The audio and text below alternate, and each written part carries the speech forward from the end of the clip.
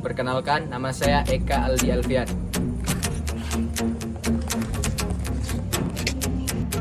Dan saya Faid Mustabah.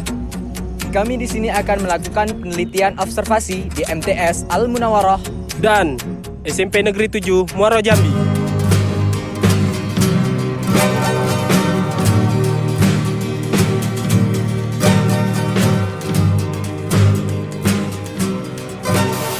Kami dari kampus UIN STS Jambi, Pak, ingin mewawancarai seputar sekolah ini, Pak. Yang pertama yaitu mengenai kurikulum. Jadi, kurikulum apa yang sekarang saat ini yang digunakan sekolah ini ya. Oke, untuk sekolah kami di MTS Al Munawarah ini kami menggunakan dua kurikulum, ada kurikulum Merdeka dan kurikulum 2013. Kurikulum Merdeka itu masih dipakai di kelas 7 dan kurikulum 2013 itu di kelas 8 dan kelas 9. Dan kurikulum Merdeka ini berjenjang, artinya bertahap. Nanti ketika anak kelas 7 naik kelas 8, nah di kelas 8 anak kelas 7 8 masih menggunakan kurikulum Merdeka dan kelas 9 masih 2013 karena berjenjang. Ya, kita mengetahui kan, Pak, kurikulum itu sering berganti-ganti tuh, Pak. Ya, benar. Dampaknya itu apa, Pak, bagi sekolah ini? Kalau untuk dampak sih tidak ada, palingan ke tenaga pengajarnya. Karena dengan ada berubahnya otomatis perangkat pembelajarannya berubah sistemnya, walaupun cuman sedikit modifikasi daripada perubahan kurikulum tersebut.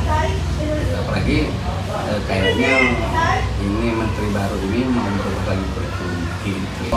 Untuk sejarah sekolah ini bagaimana? Sejarah di sekolah ini dulunya belum ada ya. Sekolah ini didirikan tahun 2020 dan sekolah ini berdiri atas permintaan daripada masyarakat, karena di perumahan Al-Mubi ini tidak ada sekolah setingkat SMP. Nah, karena adanya rapat dari masyarakat melalui yayasan, terbentuklah sekolah MTS ini yang berdiri di tahun 2020. Dan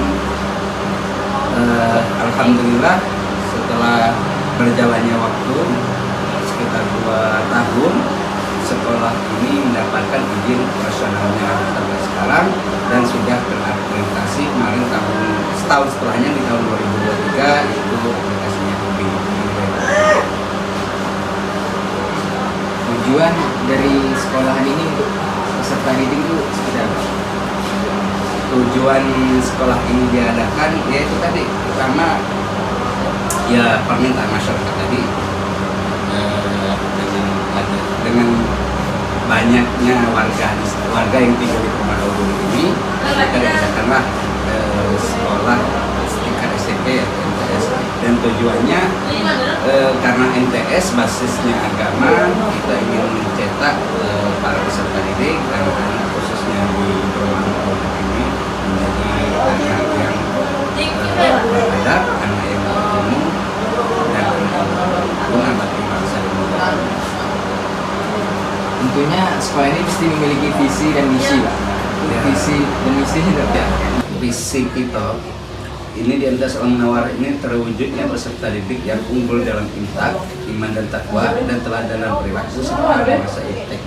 Nah, visi ini dulunya tidak seperti ini, tapi dengan adanya rapat bersama yayasan dia dilakukan seperti itu. Iman dan takwa artinya anak yang mempunyai keimanan, kemudian teladan dalam perilaku itu mempunyai adab, serta menguasai iptek.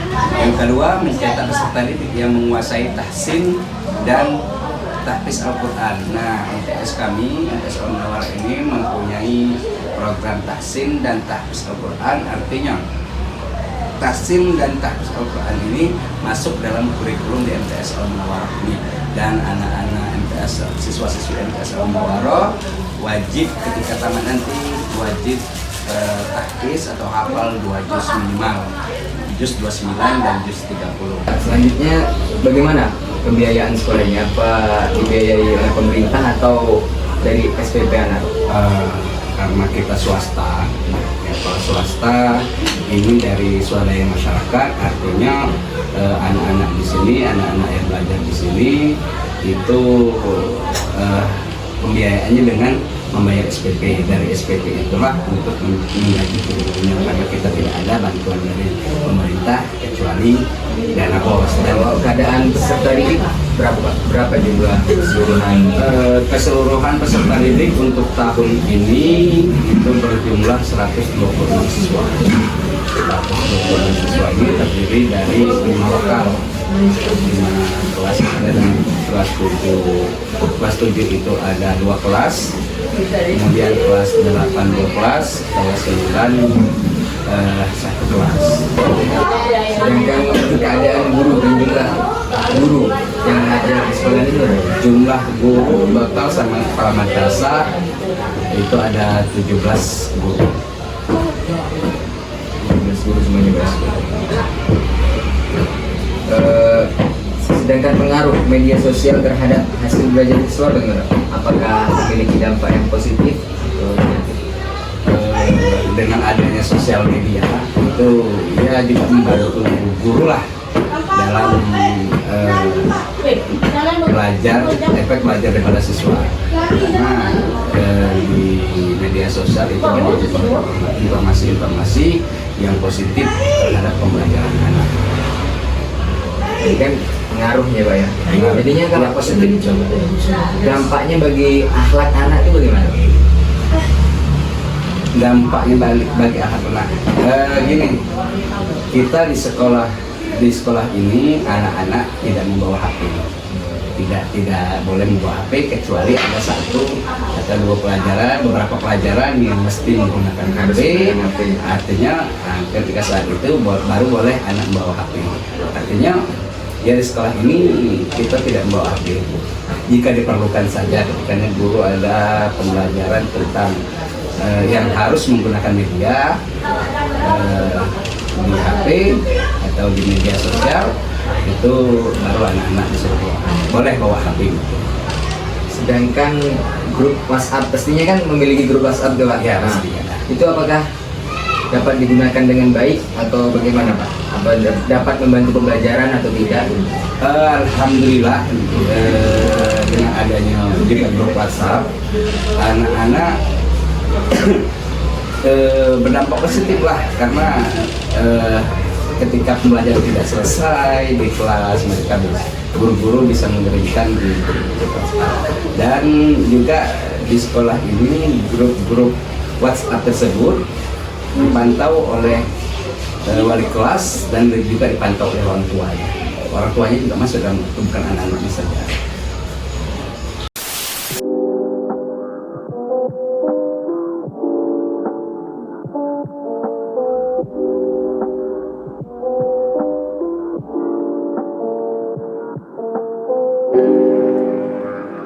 Assalamualaikum warahmatullahi wabarakatuh. Waalaikumsalam warahmatullahi wabarakatuh. Saya Eva Ibu Mustaba, Bu, dan rekan kami Eka Aldi Alfian. Kami di sini akan meneliti dengan menanyakan beberapa pertanyaan. Yang pertama, bagaimana sejarah sekolah ini, Bu? Kalau sejarah sekolah ini yang jelas dibangun pada tahun 1985. Kemudian kayaknya yang bangun kayak pemerintah ini lah, daerah pemerintah pusat gitu ya masih. Iya. Kalau sekolah ini tujuannya apa, Bu? Tujuannya ya yang jelas yang pertama itu membiasakan warga sekolah kita untuk berdoa saat mengawali dan mengakhiri kegiatan pembelajaran, kemudian melaksanakan peringatan hari-hari besar, membiasakan warga sekolah menerapkan program 5S, kemudian meningkatkan kompetensi warga sekolah melalui kegiatan kerja kelompok, menyelenggarakan proses pembelajaran memacu peserta didik, bernalar kritis, kreatif, inovatif, dan mengembangkan ide dan gagasan. Kemudian setiap sekolah kan mempunyai visi dan misi. Iya. Kalau sekolah ini apa visi dan misinya? Visinya yaitu terwujudnya generasi yang berkarakter pelajar Pancasila, cerdas dan berwawasan lingkungan. Jadi misinya yang pertama untuk menjadikan anak itu berkarakter pelajar Pancasila, maka di sini kita bisa untuk misinya itu menerapkan sikap-sikap kebinekaan global melalui praktik baik, sikap sosial, toleransi beragama, suku, budaya dalam kehidupan sehari-hari. Kemudian juga melaksanakan ibadah sesuai dengan agama masing-masing, menerapkan nilai-nilai agama, kemudian menerapkan nilai-nilai akhlak mulia, dan menumbuh kembangkan gotong royong, kemudian melaksanakan pembelajaran dan bimbingan pada peserta didik untuk meningkatkan daya kreatif yang bernalar kritis, kemudian meningkatkan mutu sekolah sehat dan sekolah ramah anak. Kemudian untuk keadaan mahasiswa ada berapa jumlahnya, Bu? Oh, untuk siswanya sendiri jumlahnya 674. Kalau keadaan gurunya, Bu? Gurunya ada 42 orang, satu kepala sekolah, jadi 43 total. Rombelnya ada 23. Kemudian untuk pembiayaan sekolah ini apakah dari SPP atau dari pemerintah? Dari pemerintah melalui dana BOS. Itu pure semuanya, Bu? Ya, pure semuanya, nggak ada Kecuali dari sekolah, dari orang tua nggak ada. terkecuali seragam. Seragam ya, karena kan memang dipakai pribadi ya. Kalau untuk saat ini kurikulum yang digunakan sekolah ini apa, Bu? Kurikulum Merdeka. Oh, kurikulum. Kurikulum kan sering berganti itu, Bu. Iya. Pengaruhnya untuk pembelajaran bagaimana, Bu? Kalau untuk pembelajarannya emang sampai pengaruh sih, karena kita nih perubahannya tuh kadang ibaratnya tuh di tengah-tengah gitu. Nah, misalnya kan kayak MTK lah gitu. Nah, kalau yang dulu kan 2013 tuh memang ada plus minusnya lah. Kalau di Kumer ini dia menuntut anak tuh kebanyakan untuk literasi. Bagaimana anak tuh berpikir, menawar gitu. Nah, kalau dulu kan kalau 2013 itu kan soal-soalnya misalnya kayak MTK lah. Ibu kan kebetulan guru MTK itu misalnya 2 tambah 3 langsung. Nah, kalau di Kumer ini dia cenderung misalkan diberikan 2 buah permen, kemudian ditambah dengan 3 permen berapa. Jadi anak menganalisa dari soal gitu. Nah, jadi ada plus minusnya. Cuma kalau awal-awal Kumer dulu memang masih berantakan sih gitu. Nah, karena materinya tuh kan kalau MTK ini banyak materi prasyarat kan. Jadi banyak materi-materi prasyarat yang belum, tapi kita harus ngajarin ini. Tapi seiringnya waktu 6 bulan lah berjalan itu sudah ada revisi. Mungkin banyak yang melapor kali kan, jadi revisi. Jadi sekarang bukunya udah sesuai dengan dengan tema, dengan anaknya juga. Kalau dulu tuh yang biasanya di K13 ngajarnya di kelas 9, sekarang pindah ke kelas 7. Jadi anak kelas 7 itu benar-benar blank gitu kita ngajar. Kalau sekarang udah pas gitu. Jadi Kemudian untuk pengaruh di zaman sekarang kan teknologi semakin canggih kan, Bu. Untuk pengaruh media sosial kepada pembelajaran anak itu bagaimana, Bu? kalau anak-anak sekarang ibaratnya itu positif lah kalau pengaruh medsos nih kan. Karena kami juga kan ada yang namanya P5 kan, kalau di Kumer kan ada proyek tuh ya P5. Nah, di situ tuh kami membuat anak memang sekarang kan memang kita harus wajib IT ya. Jadi di situ ada proyek namanya rekayasa digital. Jadi anak itu bagaimana mendesain. Jadi ada kalau dulu itu melalui melalui Canva, kemudian boleh capcut atau CorelDRAW, itu bebas. Jadi mereka membuatlah misalnya kayak slogan anti bullying gitu, atau sekolah sehat segala macam. Nanti itu diposting di medsos gitu. Jadi emang berpengaruh. Jadi untuk memang bagus pengaruhnya. Kalau pengaruh media sosial kepada akhlak mahasiswa bagaimana? Akhlak sih kalau untuk ini ya tidak begitu pengaruh ya. Rata-rata sih anak-anak ini masih mungkin karena taraf SMP ya. Jadi masih masih bisa masih di dalam tahap wajar. Paling yang kalau kayak sekarang yang tren kan filosofi paling ya kayak gitulah. Cuman kalau yang untuk yang lain kayaknya enggak.